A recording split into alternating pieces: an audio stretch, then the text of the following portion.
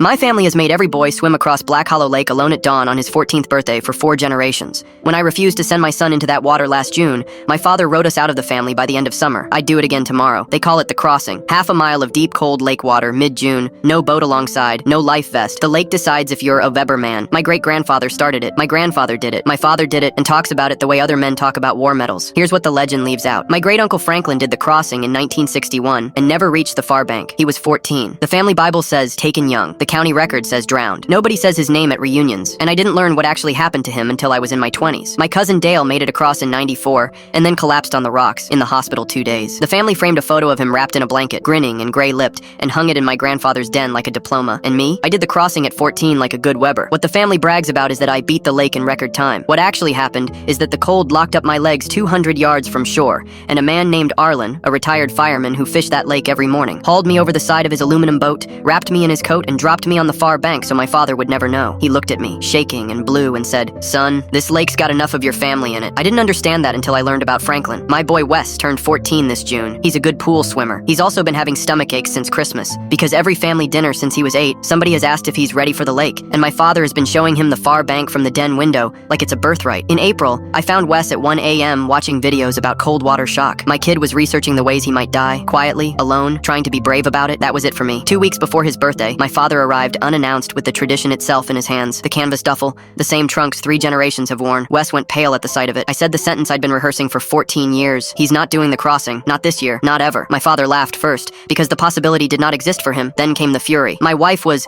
the reason the boy's soft. I was the first Weber coward. When I brought out what I'd gathered, Franklin's death record, Dale's hospital paperwork, an article about cold water drownings with the average June temperature of our own lake, my father swept it off the table without reading a word and said, "Franklin was weak. The lake showed us early." His own uncle. Weak. 14 years old and 60 years later, that was the eulogy. Wes was standing in the hallway. He heard all of it. My father turned to him and said, "You'll do it if I have to drive you there myself." And my wife stepped between them with her phone already in her hand and said the next voice he'd hear would be the sheriff's. The family chose sides within a week, and the sides were everyone and us. We were uninvited from the reunion. My uncle called me a disgrace to the dead. No irony detected. My mother, who has stood on that bank 4 times watching boys she loves fight that water, only said, "Your father is who he is." Last month came the lawyer's letter. Wes is out of the will, the lake property included, unless the crossing happens by his 15th birthday. We declined by mail. Here's the ending nobody in my family will ever hear about. On the morning of Wes's birthday, I took him to Black Hollow anyway, in a boat. We fished it, and tied up at the same dock was an old man who squinted at me for a long moment and said, "I know you. You're the kid from '99, Arlen, 81 now, still on that lake every morning." He shook my son's hand, heard the story, and got quiet. Then he told Wes something I'll be grateful for until I die. Any fool can be thrown in the water. Takes a man to break a current that's been pulling his family under for 100 years. Wes swam that afternoon, in the shallows, with me, laughing, because he wanted to. The lake doesn't decide who's a man in this family anymore. His father did.